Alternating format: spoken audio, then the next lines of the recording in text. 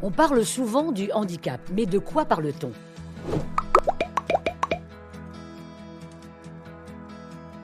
On peut dire que le terme handicap définit l'incapacité pour une personne de vivre une vie comme les autres du fait de son état de santé. C'est la limitation d'activité ou restriction de la participation à la vie en société subie par une personne en raison d'une altération, d'une fonction ou d'un trouble de santé invalidant. Il existe 5 grandes catégories de handicap. Le handicap moteur, lié à des lombalgies, des troubles musculo-squelettiques, rhumatisme, malformations, paralysie, AVC. Le handicap sensoriel, comme le handicap auditif, visuel. La déficience mentale ou intellectuelle. Le handicap psychique, comme les névroses, psychose, bipolarité, la schizophrénie, l'autisme, la dépression, les addictions. Les maladies invalidantes comme le diabète, le cancer, l'épilepsie, les maladies cardiaques, respiratoires, les hernies discales, l'obésité. Les maladies invalidantes ou chroniques sont surtout des handicaps invisibles qui représentent 80% de l'ensemble des handicaps.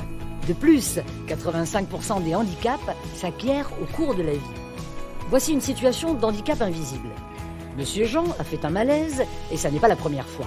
L'infirmier en santé-travail l'amène à l'infirmerie pour vérifier ses constantes. Alors, monsieur Jean, comment vous sentez-vous? D'après le test de glycémie que je viens d'effectuer, il semblerait que vous ayez beaucoup trop de sucre dans le sang. Est-ce que vous faites du diabète? Oui, j'ai fait une prise de sang récemment. Je dois revoir mon médecin. Je trouve que ça devient compliqué pour moi de travailler en 3 postes. Ah oui, je me doute. Et votre diabète n'est pas encore équilibré. Je vais en échanger avec le médecin du travail. Il pourrait peut-être préconiser un aménagement de vos horaires. Dans votre cas, il serait judicieux aussi de faire une demande de RQTH. Parlez-en avec votre médecin traitant et allez voir l'assistante sociale ou revenez me voir. On pourra vous aider à faire des démarches. La reconnaissance de la qualité de travailleur handicapé ou RQTH peut être demandée auprès de la MDPH, Maison départementale des personnes handicapées, pour toutes les pathologies ayant une implication sur la vie au travail. Elle permet d'aider le salarié en situation de handicap vers un aménagement de poste, un bilan de compétences ou une reconversion. L'entreprise a financé l'aménagement du poste de travail, siège ergonomique, appareil de levage, écran d'ordinateur adapté. La RQTH permet d'obtenir des aides financières dans le cadre du maintien dans l'emploi ou d'aides personnelles. Il existe de nombreuses aides pour faciliter le maintien dans l'emploi.